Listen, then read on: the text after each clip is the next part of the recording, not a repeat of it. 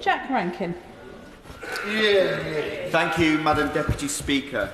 The reason I feel so strongly about this issue is because of one particular campaigner in my constituency, Miliana. Her commitment to raising awareness and campaigning on a range of issues for people with Down syndrome is inspiring, and she is a leading light for people with this condition everywhere. The main thing I have learned from my discussions with Millie since becoming her Member of Parliament is that when making policy that affects people with Down syndrome, the best thing government can do is listen to those who actually live with it, as well as the families and groups like the National Down Syndrome Policy Group. That's why I put in for this debate today, to urge the Minister and her department to listen to groups like the Down Syndrome APPG and the National Down Syndrome Policy Group and make publishing the Down Syndrome Act guidance, which this Parliament has compelled the state to do, a government priority. This guidance is essential for making sure those with Down syndrome are treated with the respect and dignity they deserve across a range of public bodies, from the NHS, the school system and other local authority services like housing. If done well, it could set the gold standard for publishing other guidance for those with unique conditions in the future. Importantly, the guidance must be specific to the unique needs of those with Down syndrome. People with Down syndrome may sometimes have learning disabilities, but Down syndrome is not a learning disability.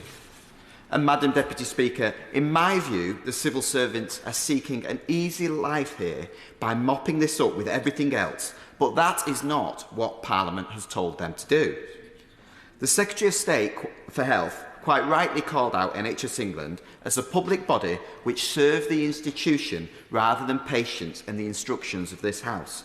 But frankly, on this matter, the Minister needs to look at the Department for Health itself. In its call for evidence, it also mooted that the guidance could be extended to cover those with broader learning disabilities. This was never the purpose of the Act and risks watering down the legislation so far as to make it meaningless, particularly when the call for evidence also made it clear that the needs for those with Down syndrome are distinct. This would undermine the Act's whole reason for being. So would the Minister commit to separating learning disabilities from the guidance completely and instead add it as a supplementary document? This would be a way of pleasing all interested parties without watering down the guidance. Currently, those with Down syndrome only have 25% inclusion in mainstream secondary schools, 94% are unemployed, and sadly their life expectancy is just 2/3 of the general population. But if we provide authorities with this specific guidance, I really believe we can move the dial on this and they can play a full role in society and afforded the opportunities they deserve. Specific guidance has the power to improve health outcomes by directing NHS professionals, and it will improve school outcomes as it will stop those with Down syndrome from automatically being pushed towards specialist schools when they may benefit from being in the mainstream. As part of this, I hope in her reply the Minister will be able to confirm that those professionals delivering services to people with Down syndrome will have to undertake Down syndrome specific training and that this will be included in the forthcoming guidance. The publication date for the draft guidance has faced multiple delays. The most recent extension to publish by Easter has been postponed yet again, with the new target set for the summer. So Liam Fox's Act got onto the statute books as far back now as 2022, but still families are left waiting. I say again, Parliament has instructed this to happen. The relevant officials should get on with it. Unfortunately, today is just the latest in a long list of debates, questions and letters from the APPG and the NDSPG, which have time and again been brushed aside and ignored. Following the passing of this Act, each Integrated Care Board, ICB, in England is required to have a board-level executive lead for Down syndrome, who is accountable for ensuring the ICB meets its duties and supports people with Down syndrome effectively, including implementing the Down Syndrome Act. But as the Right Honourable Member for Beverley and Holderness pointed out last week in his Westminster Hall debate, there are only currently 3 listed leads for the 42 ICBs in England. Progress has been far too slow in all of these areas. This, frankly, is an affront to the democratic process and reflects badly on this country. Whilst I recognise the difficulties in transitioning from one government to the next, I feel strongly that this needs to be at the top of the list of ministers' priorities. It is a binding statute and really not a party political matter. Even when submitting my application for this debate to the Table Office, Madam Deputy Speaker, my original wording was flagged because these commitments were officially made under the previous government. I am sure this was some kind of administrative confusion, but will the Minister commit to the official record that bringing this forward, this guidance, is a policy of this new government also? When Sir Liam's Act became law, it was a landmark piece of legislation. It gave so much hope to families across the country and sent the message that their campaigning and hard work had been rewarded. But, as is so often the case, MPs now face an ongoing battle with the grinding Whitehall machine. As well as specific guidance being necessary, this Act also creates accountability in public institutions. Now, I'm afraid her officials are again dragging their feet in their own self-interest. They don't want to, and never have wanted to, set the precedent that the public could find someone accountable and responsible for their care. God forbid anybody in the British state should be held accountable. But this Parliament has legislated, it has given instructions, and I want my constituents with Down syndrome to know who is responsible for their care. In getting on with it and capturing the unique needs of people in the specific guidance properly, the government needs to engage with the right people. However, of the key stakeholder groups tasked with developing this guidance, only 3 of the 11 organisations involved are specifically focused on Down syndrome and experts in the condition. Furthermore, the civil service has admitted in their own correspondence that they are unsure of the specific needs of those with Down syndrome. This is understandable, but why not listen to those who do understand, those who are part of the community in the Down syndrome APG? Why not listen to people like Millie Anna? For 6 months now, a meeting is something both the APPG and the NDSPG have been pushing for, and each time, I'm afraid to say, they have been rebuffed with a generic response. I hope that my raising of this issue today, following on from the Right Honourable Member for Beverley and Holderness's debate last week, will be the wake-up call the government needs to take this issue seriously. Sir Liam has also contacted the Chair of the Health and Social Care Select Committee to request an inquiry into this ongoing issue and to explore the reasons for delays in the publication of the guidance. This is something I wholeheartedly support. From my discussions with the APPG, they found that the Minister's response to last week's Westminster Hall debate left them with many unanswered questions. I hope that bringing this topic back to Parliament's attention today has given the Minister a chance to develop their response. It is also, I'm afraid to say, Madam Deputy Speaker, notable that the Minister responsible for this area of policy has been absent both from this debate and from last week, and I would be grateful if the Minister here today would pass on the asks of this debate. I now think that given the delay and the treatment of the Down syndrome community, which has been far from ideal, a meeting even with the Secretary of State is required to reassure those with Down syndrome that the government has not forgotten them. Will the Minister commit today to arranging a meeting of this kind in the very near future? So we need to get this guidance published as a priority, but only if it reflects the true intentions of the original bill, specific to Down syndrome and with proper accountability. I thank the Minister for making the time today and look forward to her response on all these issues, but specifically arranging a meeting, separating learning disabilities from Down syndrome in the guidance, the current lack of ICB leads, and a timeline for the publication of the guidance associated with the Act.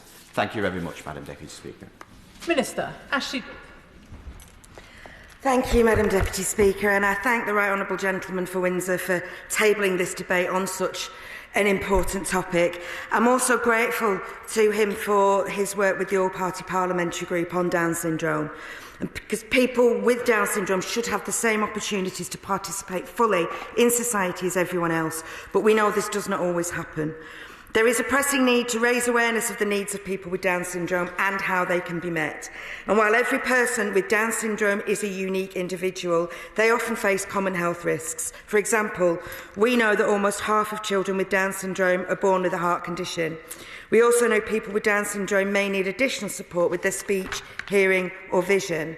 And as the average life expectancy for a person with Down syndrome continues to rise and increase, I am very pleased to see this means more people require additional support in later life.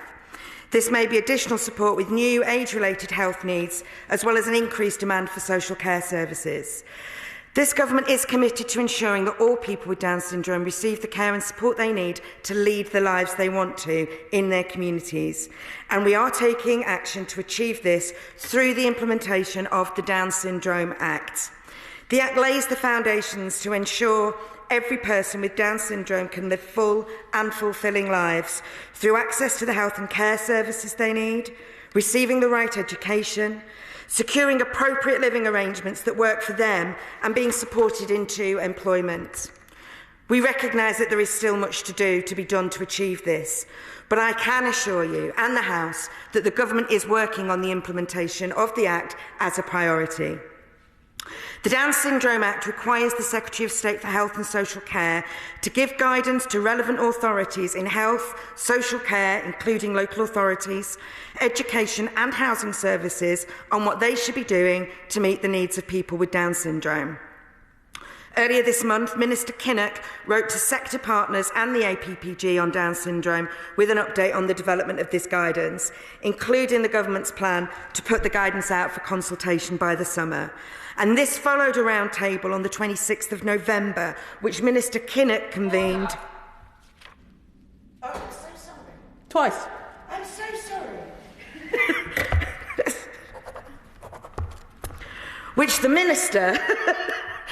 Minister convened to discuss with partners how we can improve life outcomes for people with Down syndrome and the opportunities that the guidance presents in support of this.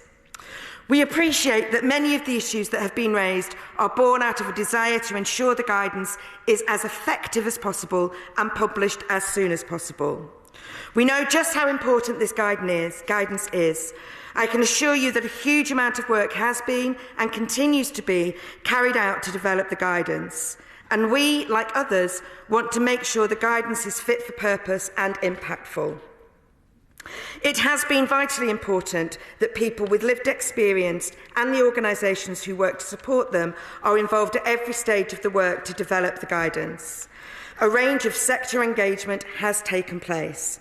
This includes a national call for evidence, partner working groups and a review of evidence to gain a better understanding of the specific needs of people with Down syndrome. Throughout this process, there have been differences in opinion on the scope of the guidance and how it should be drafted. Officials have worked hard to build consensus on these issues, but as I'm sure members can appreciate, it is not always possible to resolve differing opinions quickly, especially on a topic as important as this. While this means that the development of the guidance has taken longer than we all had hoped, it is only right that these issues are given the due consideration they deserved. The Minister responsible set out his position on the issues at hand in his recent letter to sector partners. Our position remains that the guidance will be Down syndrome specific in accordance with the government's statutory duty under the Act, and it is merely our intention to include references to where the guidance could have wider benefit. This is in line with the commitment made during the bill's passage through Parliament. This is not about moving the focus away from Down syndrome. The guidance is about meeting the needs of people with Down syndrome. It's about taking the opportunity through the guidance to help as many people as possible. And officials will continue to work with partners to ensure the guidance has the maximum benefit for all communities involved. I can also confirm to the member that I've secured today a commitment that the Minister will be working with sector partners to ensure that people with Down syndrome have direct access and are supported to taking part in that consultation. I'd like to thank the individuals and organisations across the country who've worked tirelessly to help us develop the guidance. Their contributions have been invaluable throughout, and we appreciate your continued patience while we work to finalise the guidance for consultation. And we'd also welcome your support to ensure that the communities you represent are aware of the consultation and can share their views. We're grateful to members of the APPG on Down syndrome for their engagement and can assure them that their comments on the guidance have been considered throughout the development process. The Minister in charge wrote to the APPG on the 18th of March. Officials will share a second draft of the guidance with sector partners for feedback in the coming weeks. And I can assure the member bringing this debate that I will pass on his comments to the Minister responsible as requested. In terms of specific training, under existing legislation, CQC registered providers must ensure that staff receive appropriate professional development which is necessary for them to carry out their duties, and must receive specific training on learning disability and autism appropriate to their role. We expect that providers should be considering whether specific training on Down syndrome is required for their staff, and officials will work with stakeholders to signpost this effectively in the guidance that we are developing under the Down Syndrome Act. And I thank again the Right Honourable Gentleman for bringing forward this important debate.